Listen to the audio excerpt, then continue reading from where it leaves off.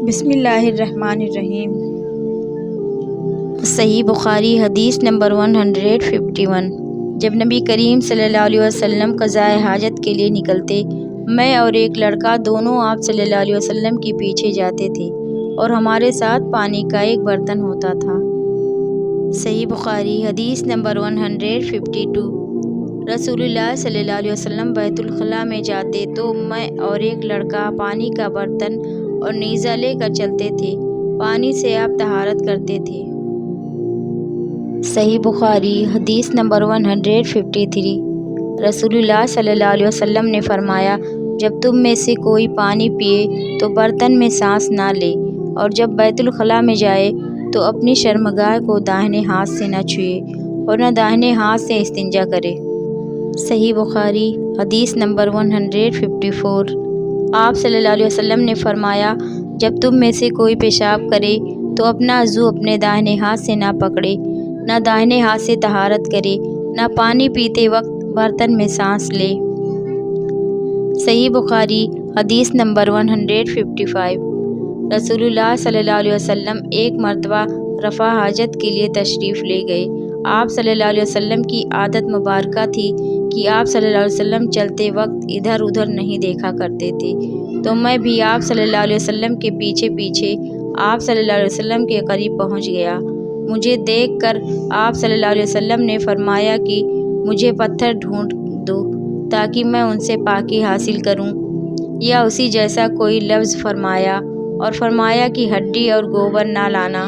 چنانچہ میں اپنے دامن میں پتھر بھر کر آپ صلی اللہ علیہ وسلم کے پاس لے گیا اور آپ صلی اللہ علیہ وسلم کے پہلو میں رکھ دیے، اور آپ صلی اللہ علیہ وسلم کے پاس سے ہٹ گیا۔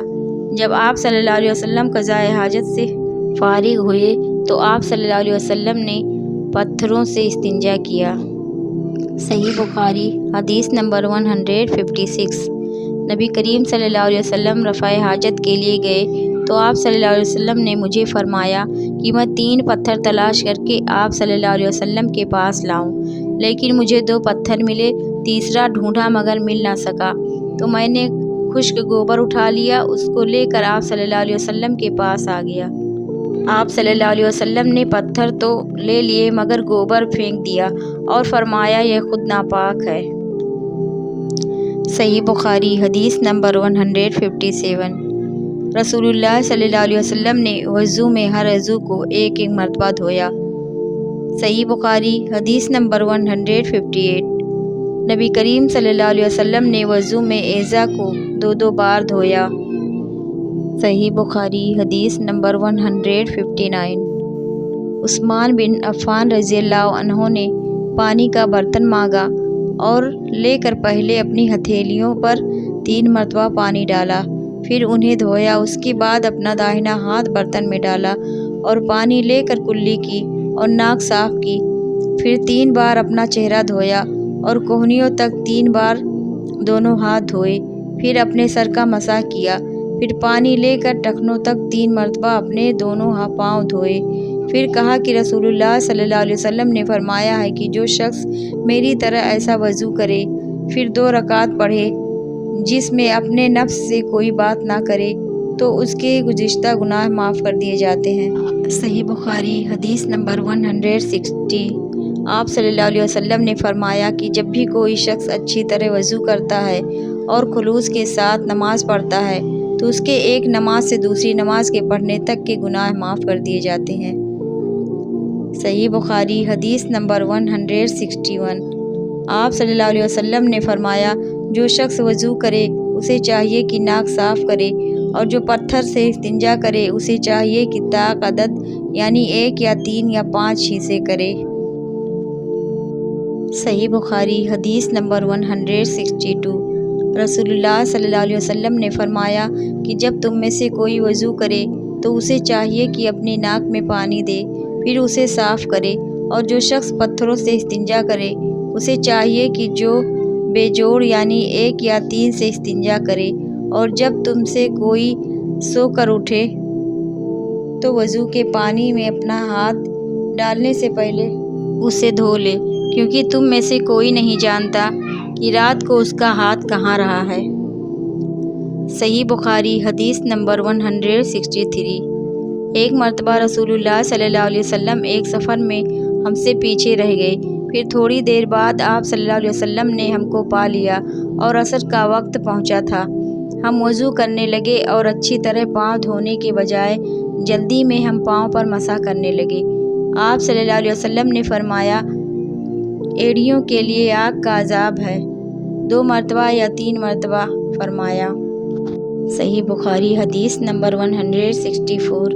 حضرت عثمان رضی اللہ تعالیٰ عنہ نے وضو کا پانی منگوایا اور اپنے دونوں ہاتھوں پر برتن سے پانی لے کر ڈالا، پھر دونوں ہاتھوں کو 3 دفعہ دھویا، پھر اپنا داہنا ہاتھ وضو کر کے پانی میں ڈالا، پھر کلی کی، پھر ناک میں پانی دیا، پھر ناک صاف کیا، پھر 3 دفعہ اپنا منہ دھویا اور کوہنیوں تک 3 دفعہ ہاتھ دھوئے، پھر اپنے سر کا مسح کیا، پھر ہر ایک پاؤں 3 دفعہ دھویا۔ پھر فرمایا، میں نے رسول اللہ صلی اللہ علیہ وسلم کو دیکھا کہ آپ میرے اس وضو جیسا وضو فرمایا کرتے تھے، اور آپ صلی اللہ علیہ وسلم نے فرمایا کہ جو شخص میرے اس وضو جیسا وضو کرے اور حضور قلب سے 2 رکعت پڑھے، جس میں اپنے دل سے باتیں نہ کرے، تو اللہ تعالیٰ اس کے پچھلے گناہ معاف کر دیتا ہے۔ صحیح بخاری حدیث نمبر 165۔ ابو ہریرہ رضی اللہ تعالیٰ عنہ لوگوں کے پاس سے گزرے اور لوگ لوٹے سے وضو کر رہے تھے۔ آپ صلی اللہ علیہ وسلم نے کہا، اچھی طرح وضو کرو، کیونکہ ابو القاسم صلی اللہ علیہ وسلم نے فرمایا، خشک ایڑیوں کے لیے آگ کا عذاب ہے۔ صحیح بخاری حدیث نمبر 166۔ عبداللہ بن جریر نے عبداللہ بن عمر سے کہا کہ اے ابو عبد الرحمن، میں نے تمہیں 4 ایسے کام کرتے ہوئے دیکھا ہے جنہیں تمہارے ساتھیوں کو کرتے ہوئے نہیں دیکھا۔ وہ کہنے لگے، اے ابن جریر، وہ کیا ہیں؟ ابن جریر نے کہا کہ میں نے طواف کے وقت آپ کو دیکھا کہ 2 یمانی رکنوں کے سوا کسی اور رکن کو آپ نہیں چھوتے ہو۔ دوسرے، میں نے آپ کو سبتی جوتے پہنے ہوئے دیکھا، اور تیسرے، میں نے دیکھا کہ آپ زرد رنگ استعمال کرتے ہو، اور چوتھی بات میں نے یہ دیکھی کہ جب آپ مکہ میں تھے، لوگ ذی الحجہ کا چاند دیکھ کر لبیک پکارنے لگتے ہیں اور حج کا احرام باندھ لیتے ہیں، اور آپ 8ویں تاریخ تک احرام نہیں باندھتے۔ صحیح بخاری حدیث نمبر 166۔ عبداللہ بن عمر رضی اللہ عنہ نے جواب دیا کہ دوسرے ارکانوں کو تو میں یوں ہی نہیں چھوتا کہ میں نے رسول اللہ صلی اللہ علیہ وسلم کو یمانی رکنوں کے علاوہ کسی اور رکن کو چھوتے ہوئے نہیں دیکھا، اور رہے جوتے، تو میں نے رسول اللہ صلی اللہ علیہ وسلم کو ایسے جوتے پہنے ہوئے دیکھا کہ جن کے چمڑے پر بال نہیں تھے، اور آپ صلی اللہ علیہ وسلم انہی کو پہنے وضو فرمایا کرتے تھے، تو میں بھی انہی کو پہننا پسند کرتا ہوں۔ اور زرد رنگ کی بات یہ ہے کہ میں نے رسول اللہ صلی اللہ علیہ وسلم کو زرد رنگ رنگتے ہوئے دیکھا ہے، تو میں بھی اس رنگ سے رنگنا پسند کرتا ہوں۔